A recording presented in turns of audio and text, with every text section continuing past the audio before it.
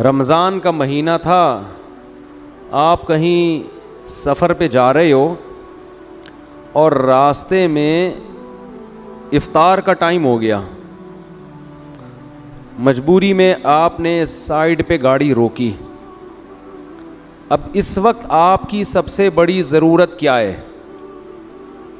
بولو. پکوڑے. اس وقت آپ کی سب سے بڑی ضرورت کیا ہے؟ میری تو ضرورت پکوڑے ہیں، آپ کا مجھے پتہ نہیں. پکوڑا جو ہے نا وہ افطاری کا رکن ہے بر صغیر میں، اس کے بغیر افطاری نہیں ہوتی. پکوڑے کے ساتھ چٹنی ہونا بھی ضروری ہے. میری اپنا افطاری کا معمول یہ ہے، کچھ بھی نہ ہو مجھے پکوڑوں کی پلیٹ بھر کے کھلا دو، میں کھا لوں گا. لیکن اگر پکوڑا نہیں ہے تو میں پھر اس افطاری کو افطاری نہیں مانتا. اب آپ لوگ کا مجھے نہیں پتا، لیکن اکثر ایسا ہی ہوتا ہے. تو افطاری میں آپ نے گاڑی سائڈ پہ لگائی، بالکل روڈ میں صحرا میں آپ عجیب منظر دیکھتے ہیں. آپ کی سب سے بڑی ضرورت ہے افطاری. آپ نے دیکھا ایک دسترخوان لگا ہوا ہے، ادھر نیمبو کا شربت. اگر میں شربت پیتا بھی ہوں تو نیمبو کا، لیمن ڈال کے، ورنہ نہیں، ورنہ وہ سنی ٹن ٹناٹن بن جاتا ہے نا آدمی میٹھا پی کے، تو لیمن سے تھوڑا کنٹرول ہو جاتا ہے. تو آپ کی سب سے میں اپنی مثال دیتا ہوں نا بار بار، جب مجھے اپنی چیزیں ہی پیش کرنی ہیں تو پھر آپ کو روڈ پہ لے کر کیوں آؤں میں؟ پھر میں ہی روڈ پہ آ جاؤں. تو میں نے گاڑی روڈ پہ لگائی، مجھے لگ رہی ہے سنی ٹن ٹناٹن والی بھوک. ٹھیک ہے، مجھے سنی ٹن ٹناٹن والی کیا ہوتا ہے نا، میں ہوں سنی ٹن ٹناٹن، تو مجھے ٹن ٹناٹن قسم کی بھوک لگ رہی ہے جو سب کو لگتی ہے افطاری میں. اور مجھے چاہیے لیمن کا شربت، اور مجھے چاہیے پودینے کی چٹنی اور پکوڑے. یہ لوازمات، اس کے علاوہ کھجور تو وہ تو بہت زبردست چیز ہے. تو میں نے دیکھا کہ دسترخوان بچھا ہوا ہے اور پکوڑوں کی پوری پلیٹ رکھی ہوئی ہے اور لہسن کی چٹنی پودینے والی. اور تو میں اس لیے بتاتا ہوں کہ ایک ہی تیر سے دو شکار. کبھی کوئی افطاری کی دعوت کرے نا تو وہ اس میں یہ بھی گریوی میں بہت سے میں مسالے والی بریانی والا جب سے بیان کیا ہے، جب بھی کوئی بریانی کھلاتا ہے مسالے والی، مزہ آ گیا. ہوٹل میں جاؤ تو مسالہ ڈال کے لاتا ہے، ورنہ پہلے نا وہ سفید سفید چاول لے کر آتے تھے. مفتی صاحب ہیں، لوگ سمجھتے ہیں جو ان کے خیال میں جو نیک ہوتا ہے نا وہ پرہیزی کھانے کھاتا ہے. یہ لوگوں کا ایک تصور ہے کہ مفتی صاحب ہیں یہ تو ابلے ہوئے چاول کھائیں گے. بھائی اس کا فضول بات ہوئی.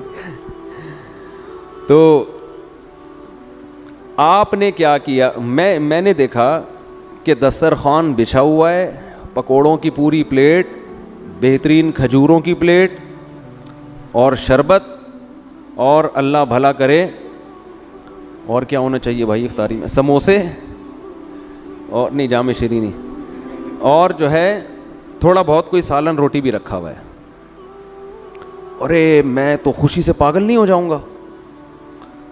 میں حیران یار، یہ کسی بندے نے میرے لیے دسترخوان لگایا اور اس کو یہ بھی پتا ہے کہ بالکل اسی حساب سے دسترخوان بچھاؤ جس حساب سے مفتی صاحب کی افطاری ہوتی ہے. ایک ایک چیز اسی حساب سے رکھی ہوئی ہے. اس کو پتا کیسے چل گیا یار؟ لگتا ہے اس نے یوٹیوب پہ میرا بیان سنا ہے. اب میں اس غور و فکر میں، یار جس بندے نے رکھا ہے میں اس کو تلاش کر کے شکریہ ادا کرتا ہوں. مجھے بندہ نہیں مل رہا کہ بھائی وہ بندہ اتنا ہوشیار ہے کہ وہ میرے گھر تک گیا ہے، اس نے میرے گھر والوں سے پوچھا ہے کہ یہ کھاتے کیا ہیں، ان کی میں نے دعوت کرنی ہے، اور مجھے پتا ہے ان کا وہاں پر یہ جس اسپیڈ سے سہراب گوٹ سے نکلے ہیں تو ہائی وے پہ افطاری ان کی اس مقام پہ ہوگی، تو اسی مقام پہ انہوں نے میرے لیے دسترخوان بچھایا ہوا ہے. اس کو ایگزیکٹ وہ ٹائم بھی پتا ہے. میں کہوں گا یار اس بندے کا مجھ پر بہت بڑا احسان ہے. اس کی میں سوچ کو، اس کی ذہانت کو اور خدمت کے جذبے کو داد دیتا ہوں. اب مجھ میں اگر غیرت ہوگی نا تو میں اس بندے کا نمبر تلاش کروں گا. بہت اہم مثال ہے، اس کو سمجھو، اس کو ہلکا مت سمجھو، اس کو پکوڑوں پہ نہ لے کے جاؤ خالی. مجھ میں غیرت ہوگی تو میں اس بندے کو تلاش کروں گا کہ نہیں کروں گا؟ یار اس کا نمبر دو، اس کا کم از کم شکریہ تو ادا کرے نا انسان. صبح سے بھوکے پیاسے، افطاری کا ٹائم ایگزیکٹ وہی چیزیں، اور ایسی لوکیشن پہ کہ اس کو پتہ تھا کہ غروب آفتاب جب ہوگا تو مفتی صاحب کی گاڑی یہاں کھڑی ہوگی. اتنے میں کیا ہوا، مجھے بندہ نہیں مل رہا کہ میں شکریہ ادا کروں. اتنے میں ایک سائنسدان آ گیا میرے پاس، جو بڑے افلاطون اور بڑی بڑی تھنکنگ جن کی ہوتی ہے نا، بہت اونچی سوچ. وہ لمس یونیورسٹی کے پروفیسر تھے، فرض کر لو کوئی سائنٹسٹ تھے اور یونیورسٹی میں بہت بڑی پوسٹ پر ہیں. ان کا فون آیا. میں نے کہا حضرت ایسے دسترخوان، اور میں تو حیران ہو گیا بھائی، واہ واہ واہ، مجھے بندہ نہیں مل رہا. انہوں نے کہا بھائی ضروری نہیں ہے کہ یہ کسی بندے نے بچھایا ہو، یہ ضروری بولو نا نہیں. ایکچولی ہم ہر چیز کو سائنس کی روح سے دیکھتے ہیں. ہم ہر چیز کو کس روح سے دیکھتے ہیں؟ سائنس کی روح سے.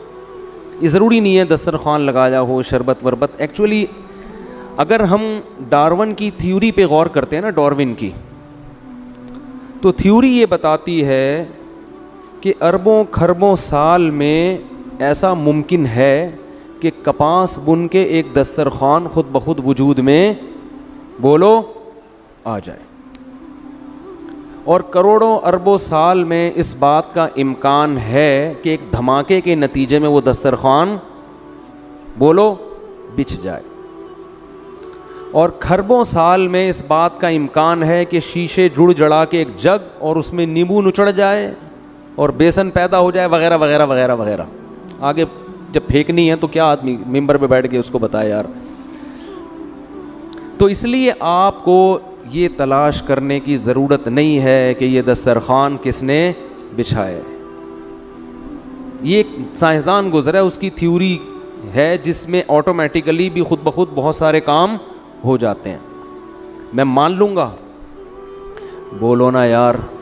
میں کہوں گا یار اگر دسترخوان نے بچھنا تھا، پوری دنیا پڑی ہے، کہیں بھی بچھ جاتا. سب سے پہلی بات ادھر ہی آ کے کیوں بچھائے؟ اس کو کس نے بتایا کہ میرا روزہ اس ٹائم پہ یہاں افطار ہوگا؟ نمبر 2، اس میں وہ تمام چیزیں کیوں آئی ہیں جن کی مجھے اس وقت ضرورت ہے، جو بالکل میرے حساب سے.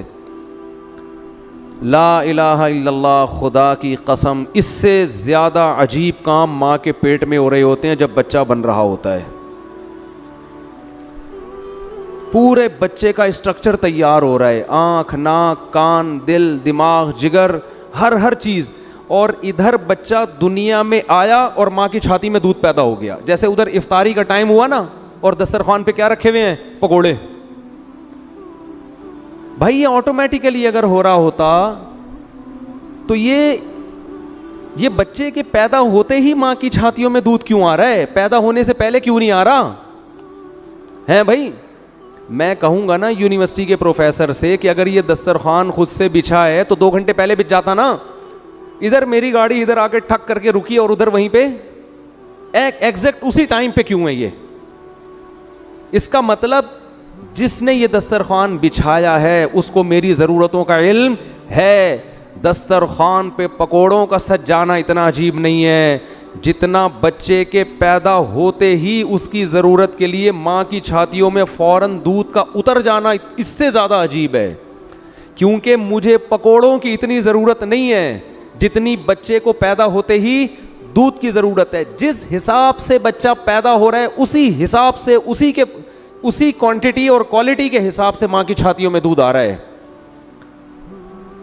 ایسے موقع پہ بچے کو چاہیے کہ جب وہ بڑا ہو جائے تو وہ غور کرے کون تھا جس نے پیدا ہوتے ہی میری ماں کی چھاتیوں میں دودھ پیدا کر دیا. وہ تلاش کرے اس رب کو جو یہ کام کر رہا ہے. اگر وہ رب کو تلاش نہیں کرتا اور وہ کہتا ہے یہ خود بخود ہوا ہے، تو اللہ کی قسم اس سے بڑا ناشکرا دنیا میں کوئی بھی نہیں ہے.